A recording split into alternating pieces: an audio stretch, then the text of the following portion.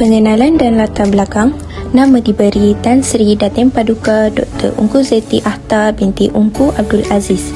Beliau dilahirkan pada 27 Ogos 1947 di Johor Bahru, Malaysia.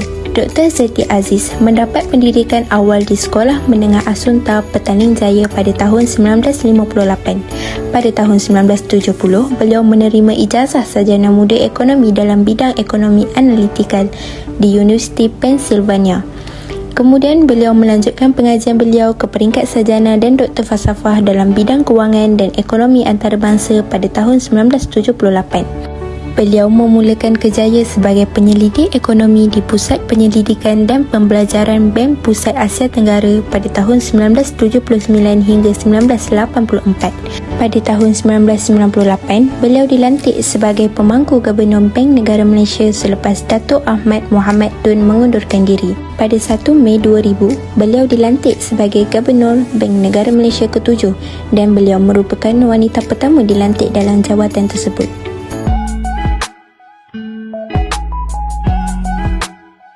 Crisis.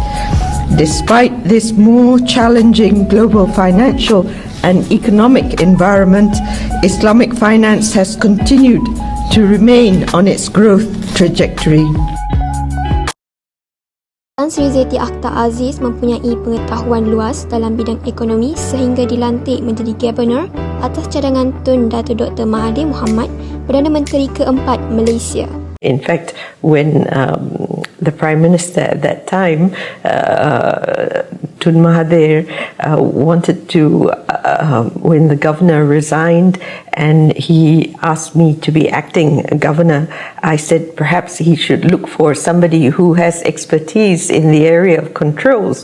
Well, he told me that we didn't have any such expertise, that we were venturing into uncharted territory, but he felt that I knew how the system worked and that I should be the person who would be acting governor during that time.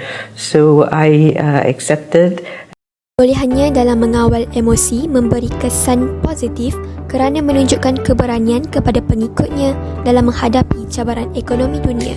Yes, of course, there's fear, but as a leader, you must never show any flicker of fear in your eyes, even your body language.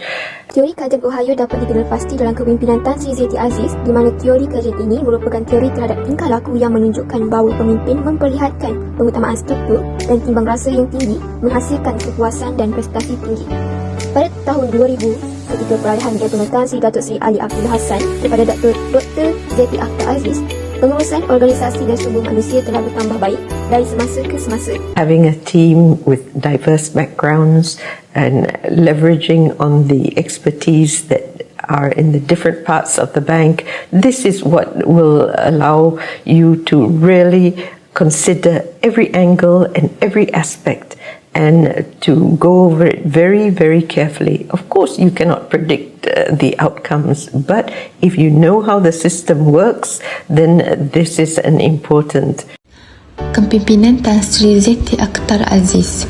Tan Sri Zeti Akhtar menunjukkan bahawa beliau seorang pemimpin yang baik dalam pengendalian organisasinya. Menjadi seorang pemimpin yang baik bukanlah mudah seperti yang kita sangka. Memerlukan banyak kemahiran atau ilmu untuk berjaya. Beliau juga mempunyai banyak pengalaman bekerja sebelum beliau mendapat apa yang beliau ada sekarang. Berdasarkan gaya kepemimpinannya, kami mendapati bahawa beliau menggunakan teori kajian Ohio. Beliau menggunakan teori ini untuk membuat keberkesanan dalam organisasinya. Selain itu, kuasa juga mempengaruhi gaya kepemimpinannya. Beliau menggunakan jenis kuasa yang betul untuk memimpin atau berkomunikasi dengan semua kaki tangannya. Semua ini menunjukkan bahawa beliau adalah salah seorang pemimpin terbaik di dalam sejarah Malaysia kerana dia adalah wanita pertama yang dilantik menjadi pemimpin dalam sebuah organisasi besar iaitu Bank Negara Malaysia. Sebagai Gubernur, beliau memainkan peranan penting di dalam pengubalan dan pelaksanaan dasar monetari. Di samping memastikan kestabilan sistem kewangan Malaysia, beliau juga bertanggungjawab kepada kejayaan transformasi sistem kewangan Malaysia kepada salah satu yang paling maju dan berdaya tahan di dalam ekonomi baharu muncul. Selain itu, beliau juga memainkan peranan penting di dalam transformasi organisasi Bank Pusat untuk menjadi fokus secara strategik dan dipacu prestasi yang baik. Ini turut melibatkan perubahan utama terhadap proses tadbir urus, pengurusan bakat dan menetapkan kerangka pengurusan risiko yang kukuh. Beliau sangat memberi inspirasi kepada ramai wanita di luar sana untuk menjadi seperti beliau.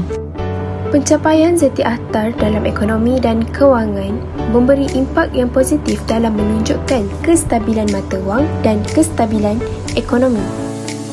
Sumbangan beliau telah mendapat penghargaan seluruh masyarakat Malaysia dan antarabangsa kerana usaha-usahanya yang tepat serta berjaya mengeluarkan Malaysia dari krisis kewangan yang melanda pada lewat 90-an. Pada tahun 2007, beliau telah menerima anugerah London Sukuk Summit hasil daripada sumbangan luar biasa untuk pembangunan pasaran moden Islam.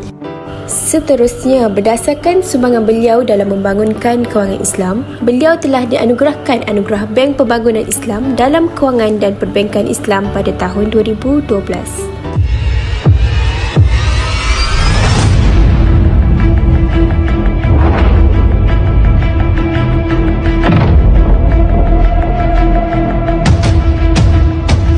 Kepemimpinan Dr. Zeti yang efektif dalam bidang ekonomi telah menjadi teladan yang baik bagi para pemimpin lain dalam bidang kewangan dan ekonomi.